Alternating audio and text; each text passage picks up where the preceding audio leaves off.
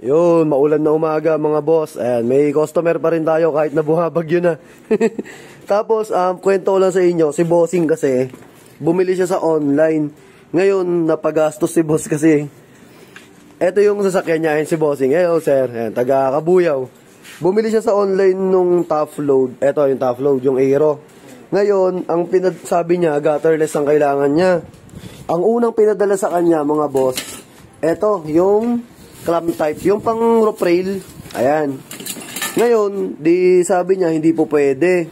Yung binigay na crossbar. Ang sabi nung customer, nung seller, bili ka na lang uli sir nung gutterless, di ba?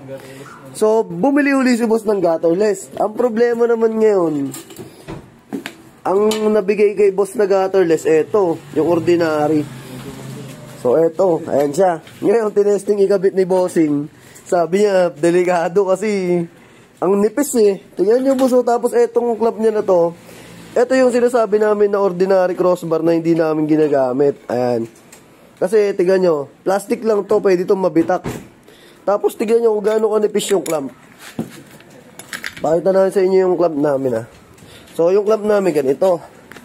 So, tingnan nyo kung gaano kalayo yung clamp nung sa ordinary. Ayan. Diba? Sobrang nipis. Tapos, ang problema pa nito, ito, isipin nyo, itong part na to, ayan.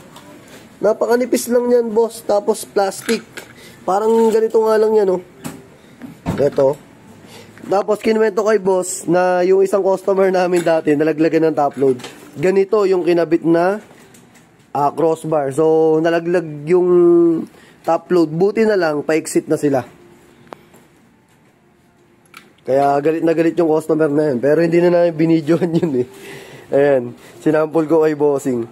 Tapos ito ilalagay namin ngayon kay boss. Kasi balak niya rin mag-owning. So, nilagay natin yung heavy duty na crossbar. Ayan. Sinasalpak na ni Uni yung isa. So, ang nangyari kay Bossing, bumili siya ng Aero. Ang unang crossbar, mali. Tapos nagpadala sa kanya ng pinabili uli siya ng bagong crossbar na pang gutterless. Ang binigay naman sa kanya, ang binenta sa kanya, yung ordinary.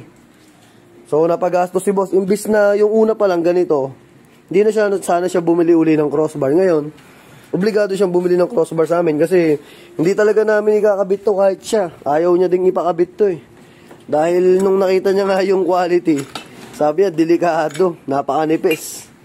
Ayan. So, ikabit muna namin yung crossbar na, eto, yung mga makakapal. Yung heavy duty. Yan yung din yung ginagamit namin pag naglalagay kami ng owning. Balak ni boss maglagay ng owning. So, ang gagawin namin, eto na yung crossbar na gagamitin namin. Tapos, after ng magka-budget si boss, bibili daw siya ng owning.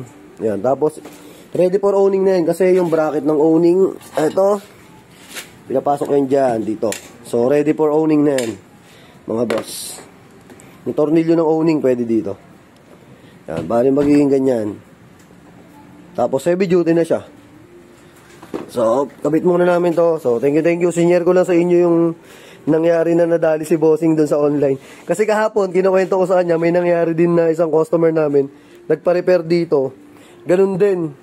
Ordinary yung ginamit. Tapos, binutas-butas pa yung crossbar niya para may kabit. Tapos, ang laki pa ng siningil sa kanya na labor. Yan. So, thank you. Gawin na namin to kasi umuulan na. Magsusundo pa to si Bossing. So, ride safe. Maraming salamat. Ingat.